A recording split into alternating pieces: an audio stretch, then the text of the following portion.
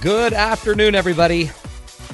Welcome to the Matt Townsend Show. I am your host, Matt Townsend, your relationship coach, your guide on the side. We do what we can every day on this show to give you the tools and the skills to keep living on this big ball of mud flying through space. We call it life lessons from Matt Townsend. That's what we talk about every day. Now today, tragic life lesson for me. Donna Summer, the queen of disco, passed away this morning after a battle with cancer. Now, Donna, seriously, she has no idea how much she influenced me because I was raised in the 70s, 80s, 90s. I'm still being raised, my wife says. And great lady, but my sisters would put her songs on, like hot stuff. You know, my sisters pretending to be all hot and stuff and all. And they'd start dancing around, and I was just a little punk. But I remember just throwing in an 8-track, actually slamming it in with your shoulder. You know how you do that. And then I remember my sisters just dancing around with their long hair. You know, everyone had long hair back then. And huge memories. And I remember my sisters trying to figure out a way to have an afro, even though there's no real way for them to do it very easily. And anyway, good memories with Donna Summer. Apparently, she died of cancer. She was trying to keep the extent of her illness under wraps for years, I guess, and has passed away. So 5-time Grammy Award winner and superstar is no longer with us. But again, her music still lasts. So can I just suggest you throw in a little Donna tonight? Throw your hair up a little bit and just start shaking your hot stuff. That, honestly, amazing how one little memory can jog so many other thoughts in your head. Now, that's not going to be the topic of the show, thank heavens, but we are going to talk about something fairly interesting today. I last night went to the show Avengers, the movie Avengers. Have you seen it? If you've seen it out there, raise your hand. Neat show. It's kind of neat because it's got this all-star cast where they bring in everybody you can imagine. Even some people I didn't even know. I've never heard of the Black Widow. I'm just not that cool, apparently. But Black Widow is in it. The Hawk, I think they called him. Captain America, Iron Man, the Hulk. All of these superheroes come together to save the world. And it got me thinking a lot about heroes and the important role that we have. Just maybe it's not even that we have, that maybe gets handed to us to be a hero now and then. And so today we're going to be talking about heroes. How do you I mean, a lot of people that honestly I found that are the real heroes don't usually ever want to be called one. So the minute somebody like a Scully, that pilot, Captain Scully, what was his name? Scully, that flew the plane and landed the plane in the Hudson River in New York City, saved all of those lives. He's a guy that would never want to be called a hero. He just kind of figured like he's just doing what he's supposed to be doing. But I think in the end we're going to find out that every one of us are called to probably be a hero in some way to somebody. Some are old, some are young, and we're going to kind of get into that. We're going to be talking to somebody who ended up giving a kidney just because somebody needed it. Which is kind of an interesting way to do that, isn't it? Because how many times do you just say, hey, you seem to need a kidney. Let me give you one of mine. But when you talk to Heather Hansen, which we'll do after this break, you're going to find out she's just that kind of person. She's that giving. And hopefully we're going to spark inside of you a little desire to give back, to not necessarily have to be a superhero, but just maybe start to recognize the good that you can do in the world. Now, to lead into the show, though, I want to talk about the movie I watched last night, The Avengers. We've all heard of it. Spider-Man, Superman, Batman, right? All of them, plus the Avengers that I just discussed. Well, for those of you who haven't seen the new movie that just came out or aren't familiar with it, here's just a little package to introduce you to this band of heroes. What are you asking me to do? It's called the Avengers Initiative. It grossed over $441.5 million in its first week of showing and has been praised and criticized by fans and film critics alike. But what does Marvel's The Avengers teach us about being a hero in a modern age? As the Earth is besieged by alien monsters, a group of exceptional individuals is rallied together to either protect or avenge the Earth.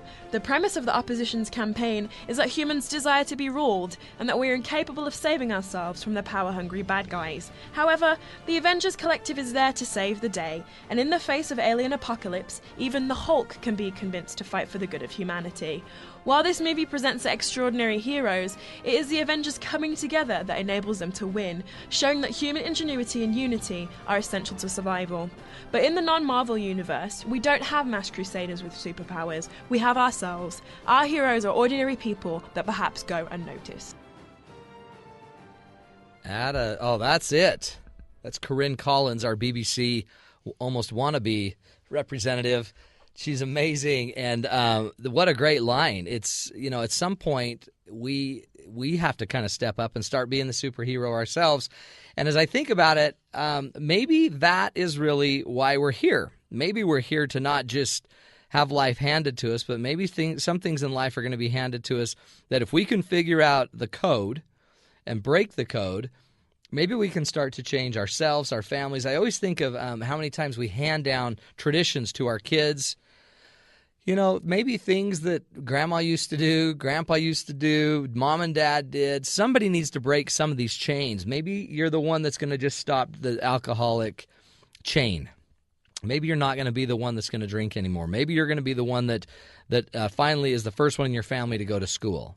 Maybe you're going to be the first one to have children, or to have in your friends, with your friends and your group of friends and your neighbors. Maybe you're going to be the first one that stands up when somebody's saying something offensive.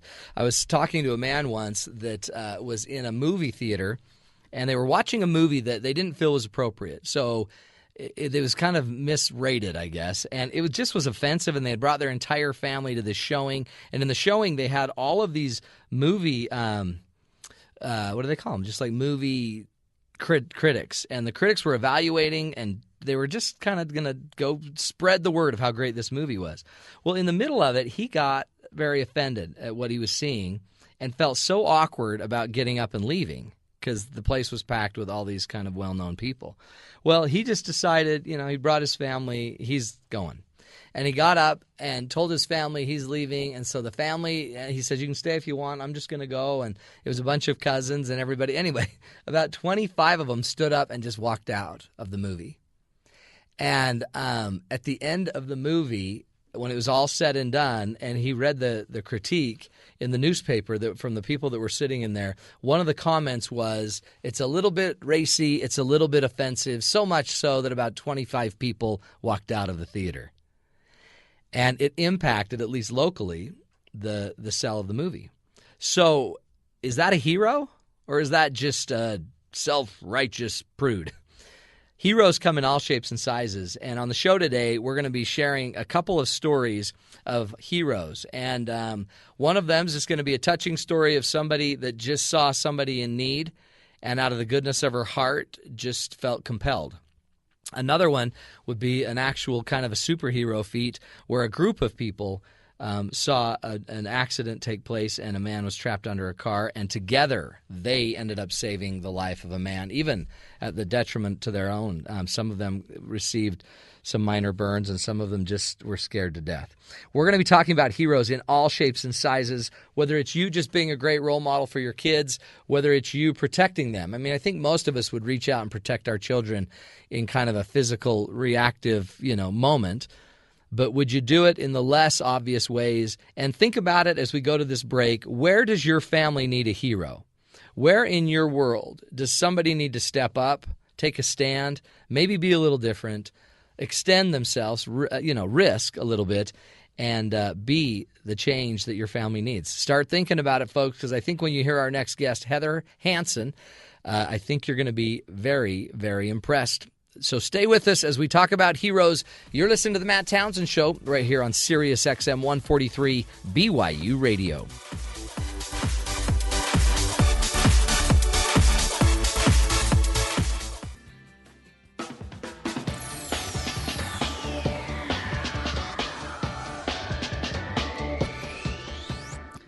Welcome back.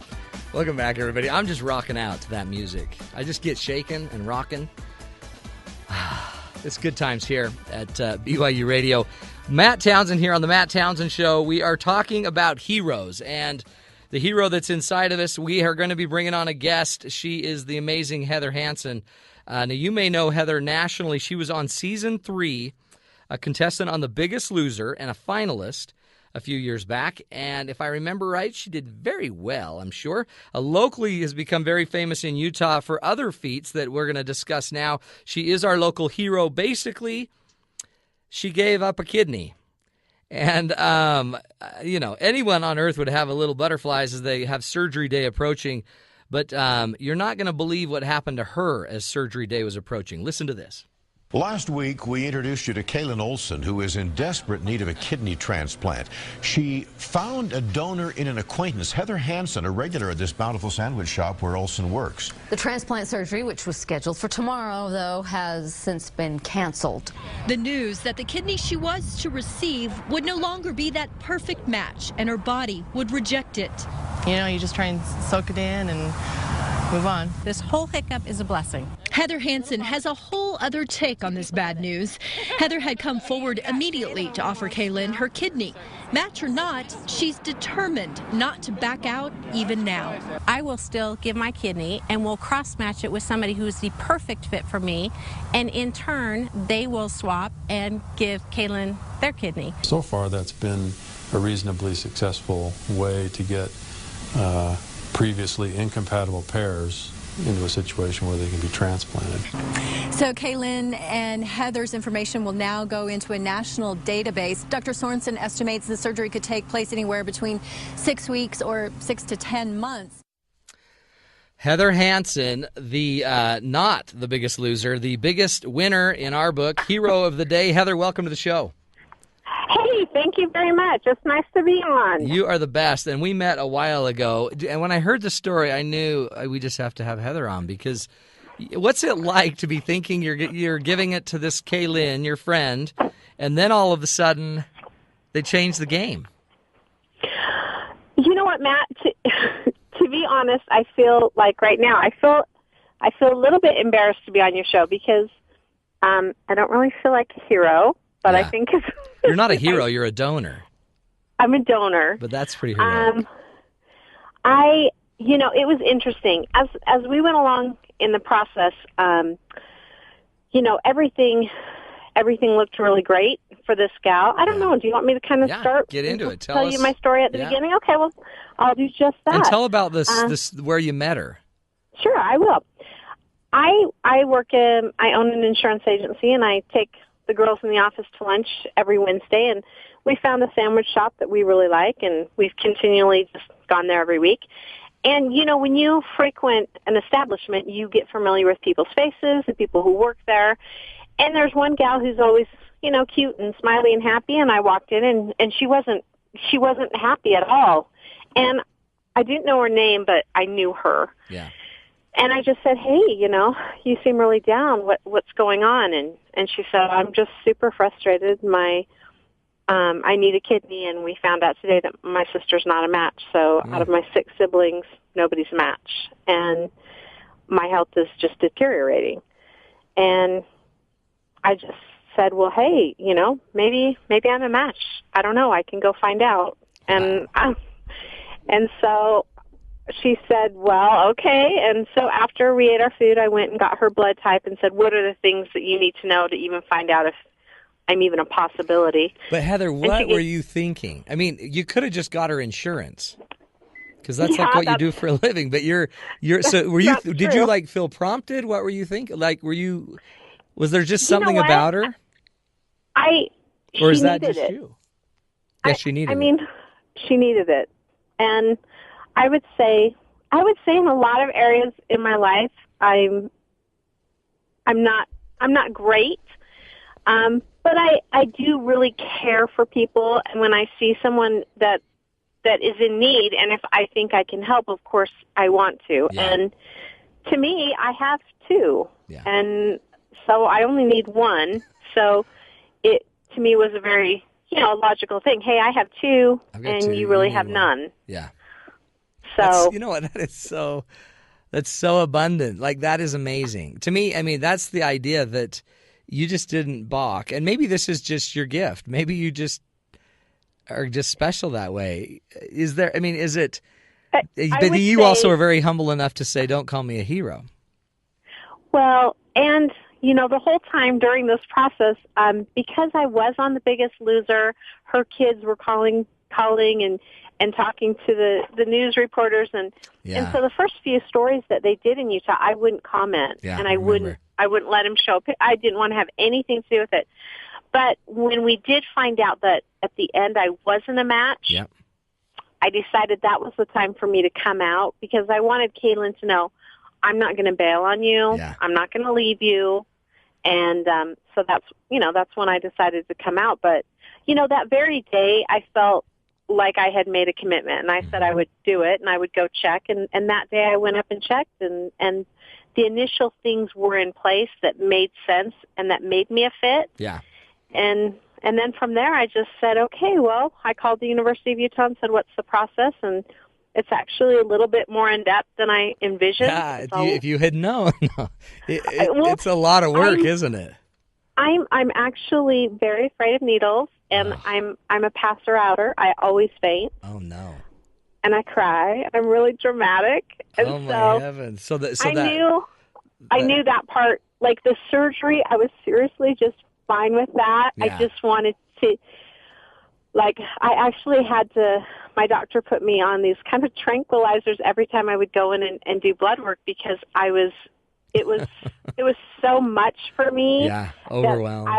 I was just, passing out, and it was, and they could never find my vein. But see, that's why you tattoo it. My vein. You put a big arrow that says "My vein is right here." Yes. And you just put it on your arm. Did you, when you think of that whole trauma, and then your recovery, I know was like 6 days or 5 days just in the hospital.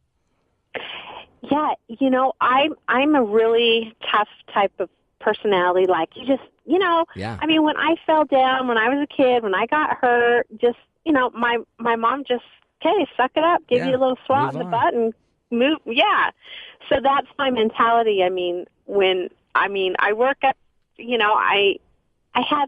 I worked the day before I had my babies. I mean, I'm just, you're just that way. That's just how I am. So I really felt strongly like, hey, I'm going to go in the hospital a couple days later. I'll be out, and maybe I'll be down for a week or two. I really thought it would just be a quick process, because I felt like mind over matter. Right. But no such it is not just mind over matter. Well, but you know what I love about that too, and just you in general, Heather, because your personality is so bubbly, but you are. Her sister got rejected. And no, not trying to say anything, but her sister just kind of moved on, right. But you then made this commitment, you stuck to your commitment, and not only did you help her because someone else got her a donor match, you helped another person. So you've now helped two people, but I know a lot of people that know of the story, so you've probably helped even more than that. There was actually 9 recipients in this chain. In this so chain there were of actually events. 18 people. And the great thing about it is those are all people waiting for a kidney. And if anybody knows people who are on dialysis, that is no way to live. No. That is no way to live your life. It is horrific. And I remember talking to my parents, and they said, well, you don't need to do it now. Like, what are you doing? Yeah, what is your problem? If she needs it, then somebody in her family can do this paired program. Right. You don't have to be the one to do it. But, for me, I said I would do it, and I felt like it was the right thing to do. And I was happy that I could be a part of something that's going to impact people, and to also show my kids sure. that, I mean, I believe we're here to help one another. Whatever religious affiliation you are, I do believe in karma, and I do believe in a higher being, and I believe that we all should be angels here and help each other better each other's lives.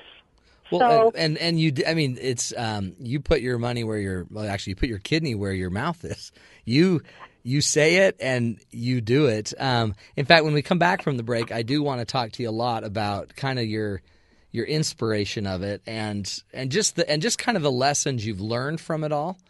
Sure. But before we go there, tell me about your kids. That had to have passed your head through your mind, right? That I'm a mom and I got 2 kidlets. And in fact, one of these kids was you went on The Big Loser. You were a finalist on The Big Loser, and when you came back to the show, you were preggo with a baby.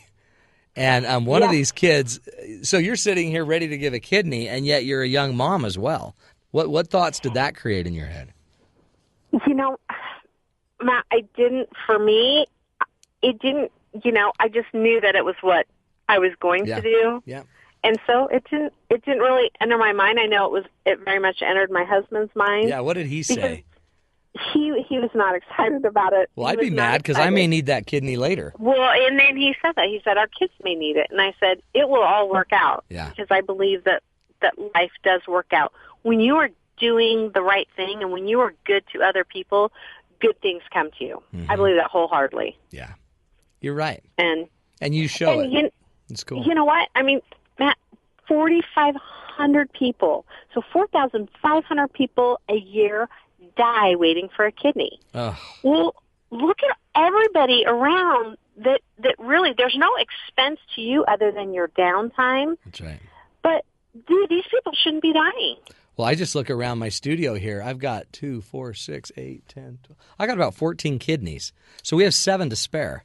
And yeah, let's go. We could start something. They all just gave me the weirdest look. Yeah. Well, here's the thing. When you donate a kidney, you actually go to the top of the donor list. And if I were in a car accident and something happened and I needed one, I'm getting one. Yeah. Oh, you're right there. I was wondering because it seems like you'd be more vulnerable. But I guess if you're at the top of the list. I'm definitely more vulnerable as far as, hey, if something happens to one, then I'm out. So I need one fast. Yeah, that's good, though. I'd give you mine. Yeah. Well, hold on. Let's not go there. Wow, you said it, Matt. Well, I said I'd give you one of my No, in the friends. Radio world, everyone will back I'd give you one of my it. producers here at the show. And I'm sure we got enough of them here. We can match. And they're all young. These are young, college-age people. One's 16, which is awkward. And I appreciate it. Tell them all thank you. I will. Look forward to getting my kidney. Okay, well, we're gonna come back after this break, Heather, because we want to hear kind of the inspiration story with the lessons learned from Heather Hansen. Just again, she doesn't want to be called the hero, but somebody that sticks to their commitment, finds a prompting, follows the prompting, serves somebody, and loves the way Heather did. She's a hero in my book. We'll come back with more lessons on this story from the Matt Townsend Show on Sirius XM 143 BYU Radio.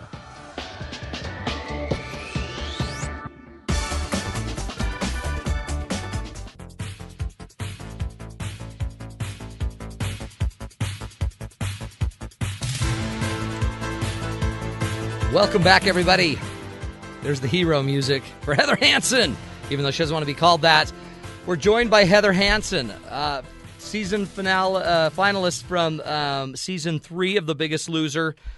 She then comes home, has a baby, and more importantly, gives away her kidney to somebody that she just met at a sandwich store. Heather, welcome to the show with Matt Townsend. Thank you, Matt. Good to be with you. Good to be with you. And again, just to catch everybody up, good person meets another good person, feels something of a connection. Actually, I thought it was really neat that you just kind of noticed she was down. And the story starts with you just paying attention at that level. And then this person needed a kidney transplant, and you donated a kidney. Yes, it's true. You know, and that's the thing, Matt. I think in our everyday lives, we are all so busy. We're so busy with our cell phones. I mean, I have my phone with me all the time. We're just all constantly so busy, and sometimes it is hard to be aware of your surroundings and be aware of other people.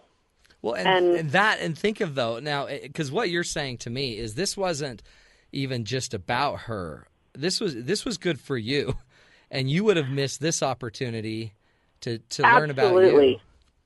You know, I'm going to share a quick story. I went into a gas station and I was grabbing something to eat, and this was probably 3 years back, and I saw a gentleman, and I really felt like I was supposed to give this guy a hug.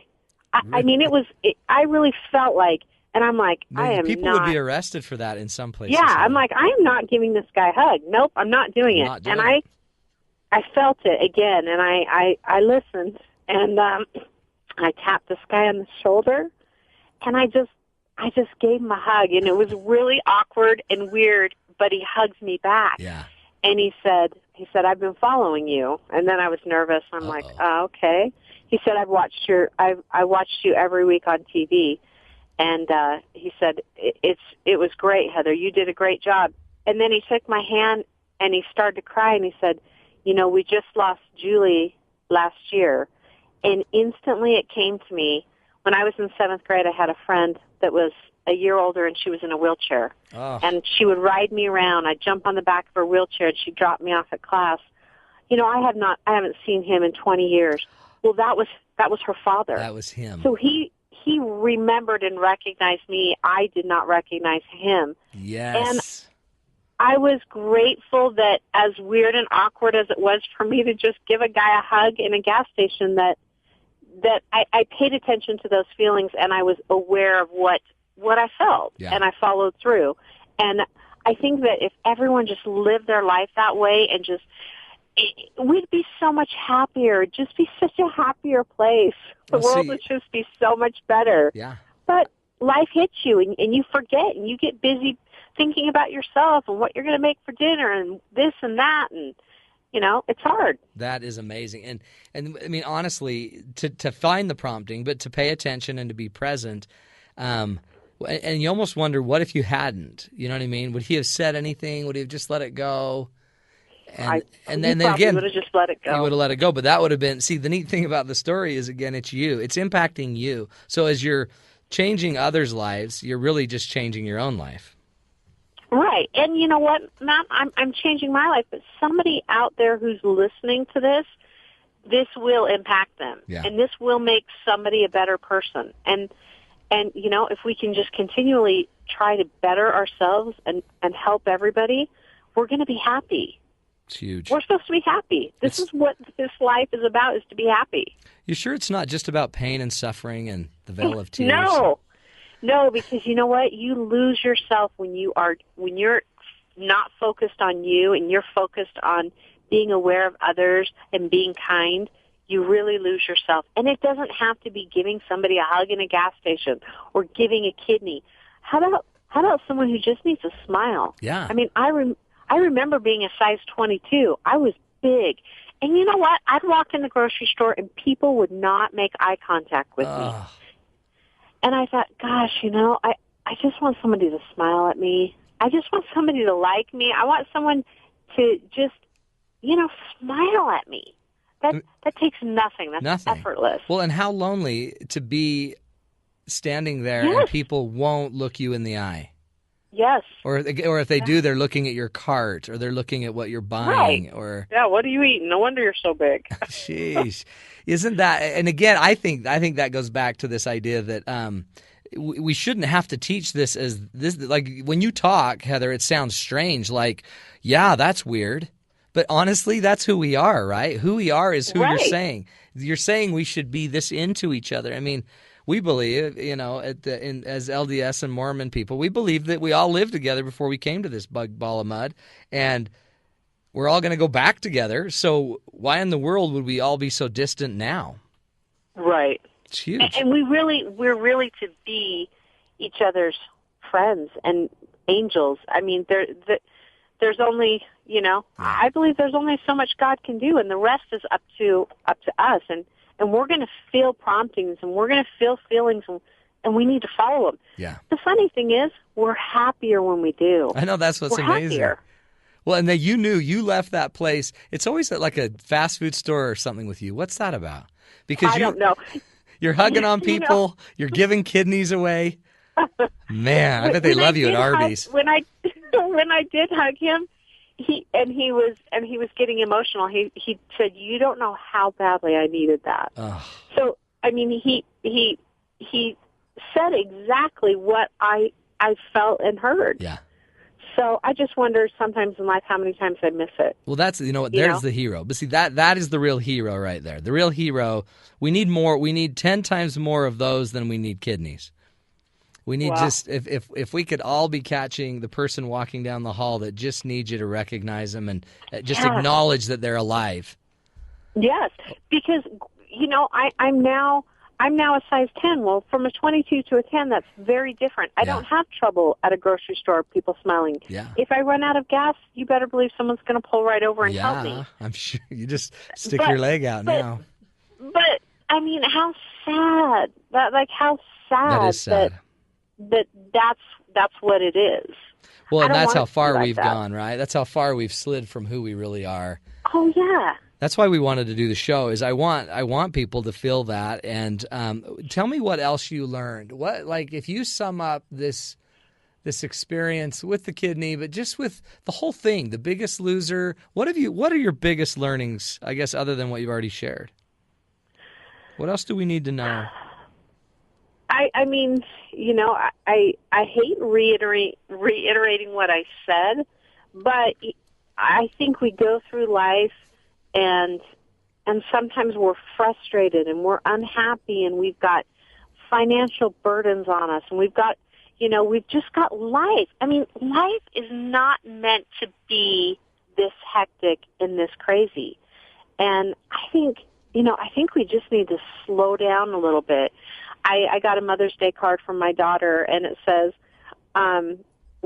what do you and your mom talk about? And she put something like, well, she's on the phone. I can't always hear her. And I thought, we don't talk much anymore. I'm like, how sad, you know?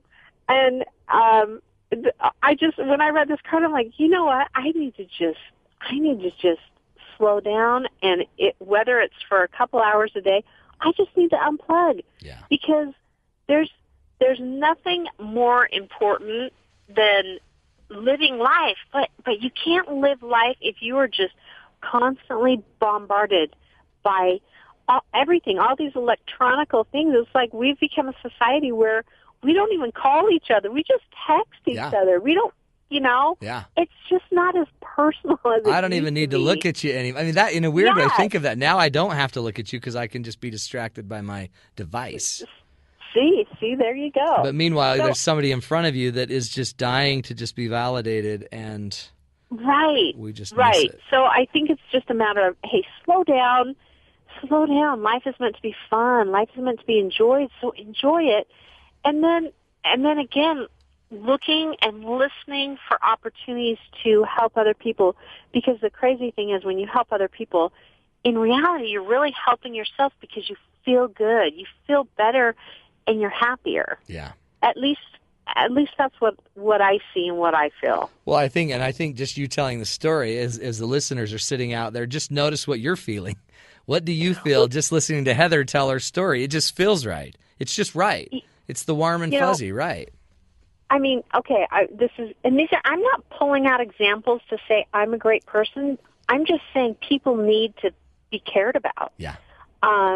I went and picked up a carpool for my friend the other day, and I've done this a few times, and there's always a car next to me, and it's a very, very heavy-set lady with a beagle dog in her car. And, you know, I keep seeing this same lady. Well, the other day I unrolled my window, and we just started a conversation. Matt, I tell you, she was so happy to have somebody actually want to talk to her. She was probably like, what are you doing? Yeah. Did she recognize you? No, she didn't recognize me. Perfect. And that's how it should be. Yeah. But now, whenever I pick up carpool, I have a friend. I have a gal that I talk to about camping and about dogs and about life. Yeah. And we sit and visit. And I think, you know, that's nothing. I have a friend too. Well, she has a friend and I have a friend. And it's a lot nicer to go pick up the kids and have someone to visit with for a few minutes. Well, we just need to do it. Well, you know? and step outside. It seems so crazy because, it seems so crazy because that in the end is what it's about. I mean, all we are is about one natural disaster before we all need that. Like before it's like inherently obvious that, okay. Right. Now, my phone doesn't even work anymore, so I'm going to put it away now. But at some point, if we start doing it now, we get those skills now. I truly believe that's what makes you the hero, Heather. There's something about inside you that we should all be learning from. And I'm so glad we had you on the show. Sorry we have to let you go, too, dang it. But where can people get a hold of you if they want to find you? Is there an email they could get or your website? How do they find Heather Hansen? Sure. There is, my email is Heather's Friends, so it's Heather's plural and friends @gmail. And I'm just going to put this out there, Matt. I would love it if people who are listening would say, you know what, I'm going to do something. I'm going to step outside and look for an opportunity to help somebody. Huge. And then I would love to get an email saying, hey, this is the experience that I had, and I'm going to share it with a few people. I would love to have people just step outside because you're going to be happier when you do that. And I appreciate being on the show. It's fantastic. I listen to your show all the time, and it's been great being a part of it. Heather, thank you so much. So they send it to Heather's Friends, Heather's plural, friends @gmail. And the challenge is simply step out, follow the prompting, wake up, notice the service you need to deliver it, and then report to Heather any good feelings, good ideas. Is that the idea, Heather? Yeah, and then I'm going to give you, let's do this in the next 7 days, and then, Matt, I'm going to give you some feedback. Let's do it. I'm going to tell you what happened. Let's just take some time and actually put some action behind it. I love it. We will follow up because that is one of the biggest goals of the show is to get some solutions out there. Heather, we love you. You're the best. Keep giving, but you're going to eventually run out of body parts if you keep it up. We love you, Heather. Thank you. Hey, thank you. All right. Hey, everybody. Thanks for listening to the Matt Townsend Show. We'll be right back after this break on Sirius XM 143 BYU Radio.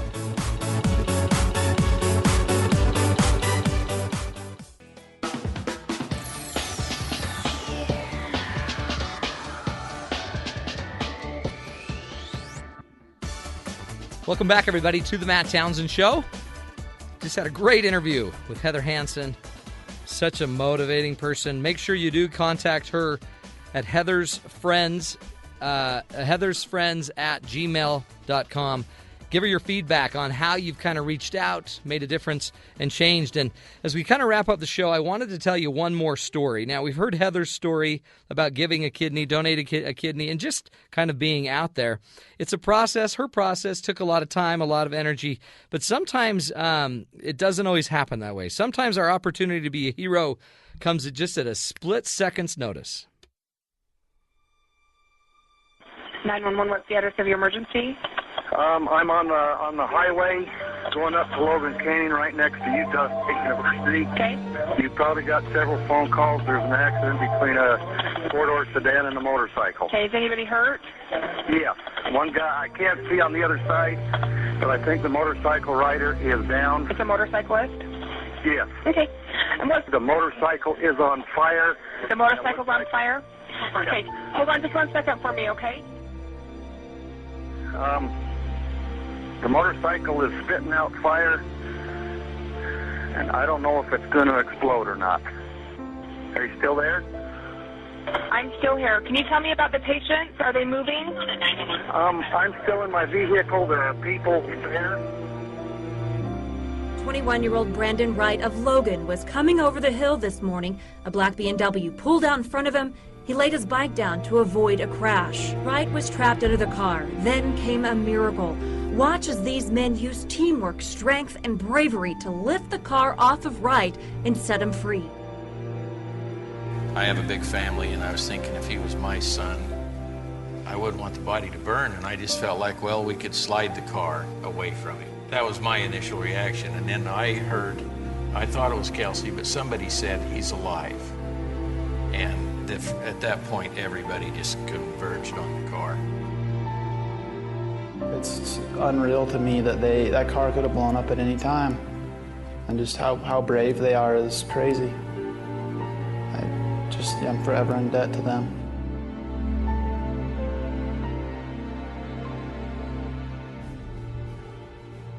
Oh, man, simply amazing. That story there was put together by Tom Brenton of our staff here at BYU Radio. And Brandon Wright, just a motorcyclist, lays his bike down, gets hit. Now, interesting, that happened on September 11th, 2011. Okay, so another day of incredible heroes, right? Another day of just this idea of the power of giving back to other people.